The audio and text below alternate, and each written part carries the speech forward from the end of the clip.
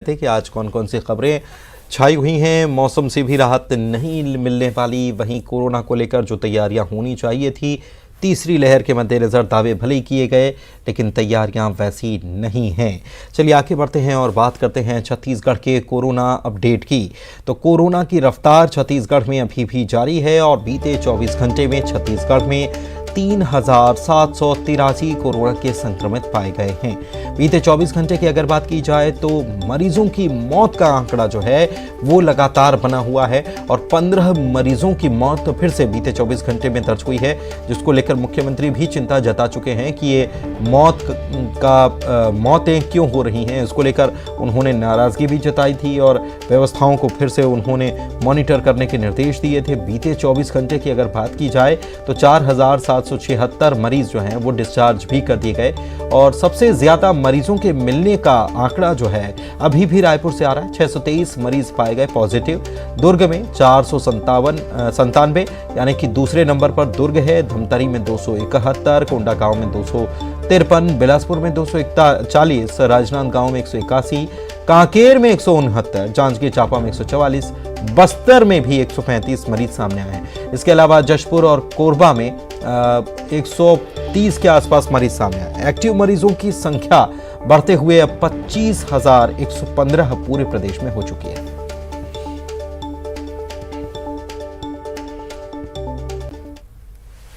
प्रदेश में 3 फरवरी को भूमिहीन कृषि मजदूर योजना का आगाज होने जा रहा है और कांग्रेस के पूर्व राष्ट्रीय अध्यक्ष राहुल गांधी रायपुर में इसकी शुरुआत करने वाले हैं। साइंस कॉलेज मैदान में सरकार की महत्वाकांक्षी योजना राजीव गांधी ग्रामीण भूमिहीन कृषि मजदूर न्याय योजना, इसकी पहली किश्त जारी की जाएगी। 3 फरवरी को राहुल गांधी नवा रायपुर में सेवाग्राम का भूमि पूजन और अमर जवान ज्योति की नींव भी रखेंगे। उन्होंने कहा है कि हमारे शहीदों की वीर गाथाएं हमारी पीढ़ियों के लिए प्रेरणापुंज हैं। छत्तीसगढ़ में अमर जवान ज्योति भारत माता के सपूतों को सच्ची श्रद्धांजलि होगी।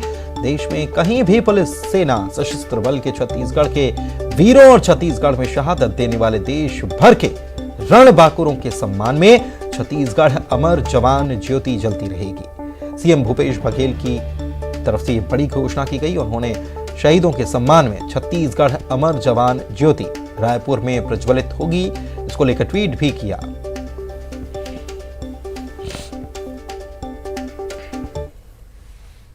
इधर यूपी विधानसभा के लिए मुख्यमंत्री भूपेश बघेल चुनावी कैंपेन में लगे हैं और आगरा में वे लगातार सक्रिय हैं। आगरा ग्रामीण विधानसभा के लिए उन्होंने कांग्रेस के प्रत्याशी उपेंद्र सिंह के समर्थन में नुक्कड़ सभा की, लोगों से कांग्रेस को वोट देने की अपील की और कहा कि प्रदेश की जनता ने ठान लिया है, विकास की डोर जोड़ेंगे, कांग्रेस की ओर लौटेंगे।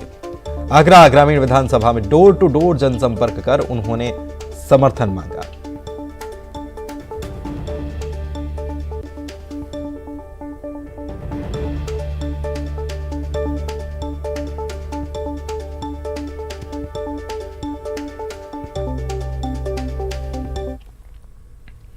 नवा रायपुर में आंदोलनकारी किसानों के साथ सरकार की बातचीत असफल रही।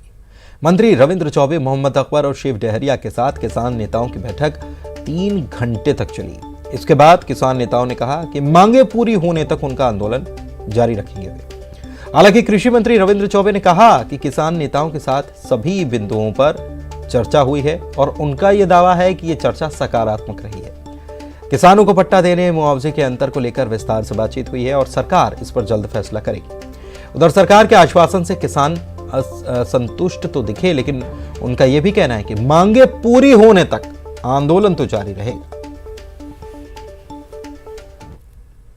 ये जो दुकान जैसे आवाज जैसे जो शब्द हैं उनको पट्टा देने के बारे में तो ये सारे विस्तृत चर्चा किया गया। उन लोगों ने भी सहमति दी है कि जिन बिंदुओं में उन लोगों की आपत्तियां हैं उसमें हम लोग मंत्रिमंडलीय उप समिति के सामने उन्होंने प्रस्ताव जितने प्रस्ताव रखे उस पर हम लोग अब निर्णय करेंगे आने वाले समय में बहुत जल्दी। और जिन लोगों को आवास के लिए पट्टे देने हैं, जिन लोगों ने पुराने अतिक्रमण किया हुआ है उनके पट्टों की नवीनीकरण करना है और जिन लोगों के लिए दुकान आवंटित करना है तो उनके लिए ये निर्देश दिया गया कि कि नई राजधानी के सभी गांवों में तत्काल प्रभाव से सर्वे का काम प्रारंभ किया जाएगा और जो लोग पात्र हैं उनको पट्टे के बारे में उनकी पात्रता को देखते हुए मंत्रिमंडलीय उप समिति विचार करेगी। इस प्रकार सारे बिंदुओं पे बेहद सकारात्मक बातें हुई हैं। किसान प्रतिनिधियों ने भी बहुत सकारात्मक चर्चाएं की हैं और हम लोग उम्मीद करते हैं कि बहुत जल्द इन सारी समस्याओं का निराकरण हो जाएगा। तो सारे समझौते तो तत्कालीन सरकार के समय के हैं और उनकी आपत्तियां भी तत्कालीन सरकार से बहुत ज्यादा है और उनकी तकलीफ भी थी कि लगातार उस समय जो सरकार में लोग थे उनके साथ छलावा किया गया है। बैठक से संतुष्ट नजर आया है। आंदोलन का क्या और जारी रहेगा? हाँ, आंदोलन जारी रहेगा। हम अपने स्थानों पर बैठे रहेंगे जब तक फैसला निश्चित नहीं होगा, तब तक हम वहाँ बैठे रहेंगे। कोई समय बताएंगे? जब तक न्याय नहीं मिल जाता तब तक हमारा आंदोलन जारी रहेगा। आज जिस तथ्य में अभी बात हुआ है और ये आंदोलन में जिस मंत्रिमंडल जी से जो अध्यक्ष हैं उनके सबसे बात सार्थक पॉइंट टू पॉइंट चर्चा हुई है और उसमें हमारी जो अध्यक्ष हैं रविंद्र चौबे जी और जो मोहम्मद अकबर जी हैं वो एक एक पॉइंट को बिंदुवार हमारी बातों को सुने हैं और सुनने के उपरांत ये कहा गया है कि हम इस पर बहुत जल्दी मंत्रिमंडल से चर्चा कर हम बहुत जल्दी निर्णय लेंगे और जब तक हमारा निर्णय नहीं आ जाता हम अभी आंदोलन जारी रखेंगे। हमारी मांगे अभी पूरी नहीं हुई हैं और जब मांग हमारा पूर्ण हो जाएगा तो और ये भी कहा गया है कि बहुत जल्दी हम एक साथ बैठेंगे और बैठ के और आपके मामलों का जो हल निकालेंगे। मिशन 2023 की तैयारियों को लेकर बीजेपी की 3 दिवसीय बैठक में प्रदेश प्रभारी डी पुरंदेश्वरी के न आने को कांग्रेस ने मुद्दा बना लिया और इसे लेकर बीजेपी पर हमला बोल दिया। कहा कि निकाय चुनाव में हार इसके पीछे है। हालांकि बीजेपी ने भी कांग्रेस पर पलटवार किया और कहा राहुल गांधी भी तो विकास देखने आने वाले थे, वो कब आएंगे। नगरीय निकाय चुनाव में भाजपा को मिली शिकस्त के बाद शर्म के मारे भाजपा की प्रदेश प्रभारी डी पुरंदेश्वरी जी भाजपा की कोर समिति की बैठक में शामिल नहीं हुई। ये वही डी पुरंदेश्वरी जी है जो बस्तर के चिंतन शिविर में छत्तीसगढ़ की जनता की चुनी हुई भूपेश बघेल जी की सरकार को भाजपा कार्यकर्ताओं के थूकने से बह जाने के दावा की थी, छत्तीसगढ़ के स्वाभिमान को चोट पहुंचाई थी, छत्तीसगढ़ का अपमान की थी। नगरीय निकाय चुनाव में जनता ने भाजपा को हार का मुंह दिखाकर भाजपा के अहंकार को, घमंड को, उनके विमनस्ता फैलाने की राजनीति का करारा जवाब दी है। 3 से 4 माह पहले मुख्यमंत्री जी ने दिल्ली में कहा था कि राहुल गांधी जी छत्तीसगढ़ में विकास देखने अगले हफ्ते आ रहे हैं। वो अगला हफ्ता अभी तक क्यों नहीं आया है?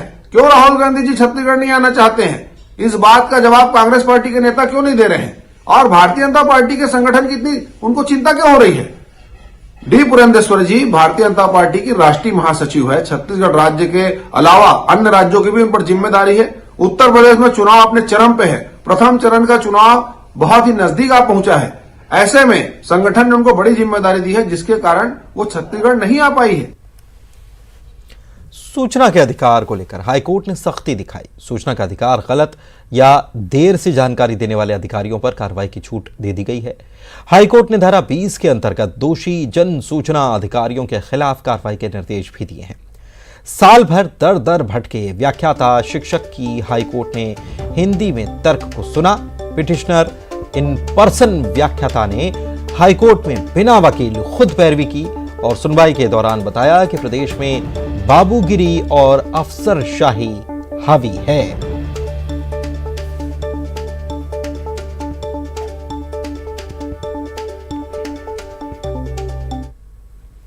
वक्त एक ब्रेक का हो चला है, जल्द लौटेंगे।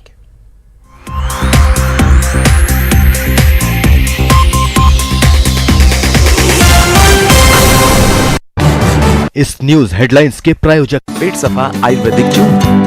पेट सफा हर रोग दफा।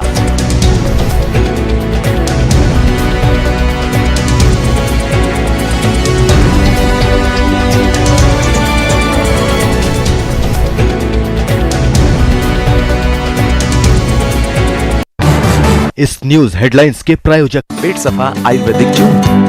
पेट सफा हर रोग दफा। सीएम शिवराज को आदिवासी महिला भगवती बाई ने खिलाए बेर। महिला के स्नेह से भावुक हुए मुख्यमंत्री। सीएम शिवराज सिंह चौहान के राजगढ़ दौरे के दौरान दिलचस्प तस्वीरें सामने आई। पिपलिया कला गांव में शिवराज के साथ सेल्फी लेने के लिए भांजियों में होड़। मोदी वैक्सीन वाले बयान पर सियासत। कांग्रेस प्रवक्ता ने बीजेपी पर श्रेय लेने की राजनीति का लगाया आरोप। कैबिनेट मंत्री विश्वास सारंग का बयान, अगर मोदी वैक्सीन नहीं होती तो तीसरी लहर में कोरोना मरीजों की संख्या और ज्यादा होती। एमपी में हिंदी में भी होगी एमबीबीएस की पढ़ाई। सरकार ने उच्च स्तरीय कमेटी बनाई, हिंदी में सिलेबस तैयार करने पर काम। गृह मंत्री नरोत्तम मिश्रा दतिया की पीताम्बरा पीठ पहुंचे। मां पीताम्बरा के दर्शन कर की पूजन अर्चना। नरोत्तम मिश्रा ने कचरा छोड़ो अभियान के तहत की साफ सफाई।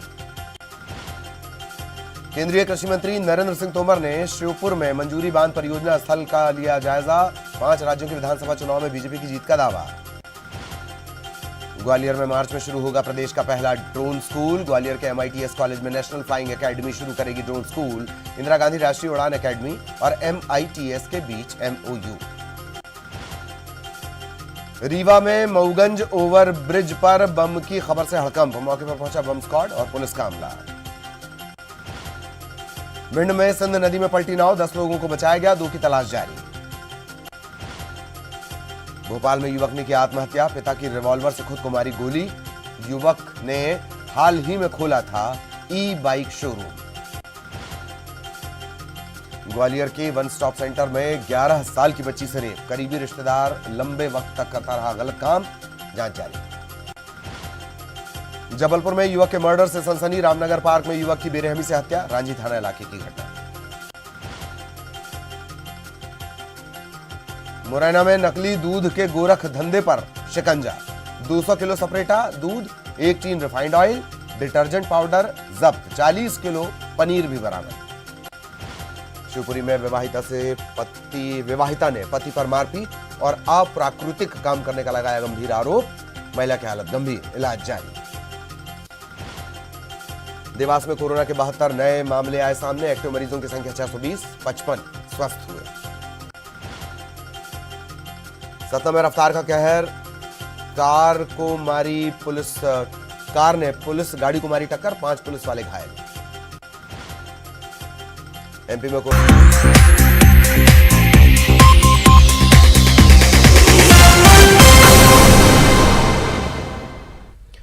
किसानों से लाखों की धोखाधड़ी करने वाली फिश फॉर्च्यून प्रोड्यूसर कंपनी के CEO और मैनेजर को पुलिस ने भीलवाड़ा से गिरफ्तार कर लिया।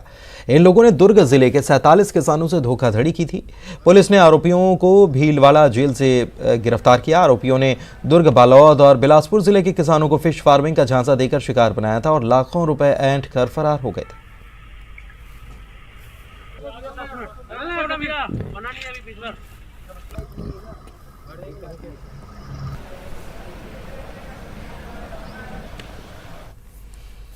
और इसी के साथ इस बुलेटिन में इतना ही।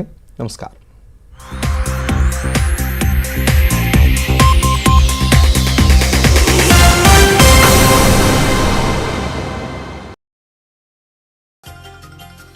सीएम शिवराज को आदिवासी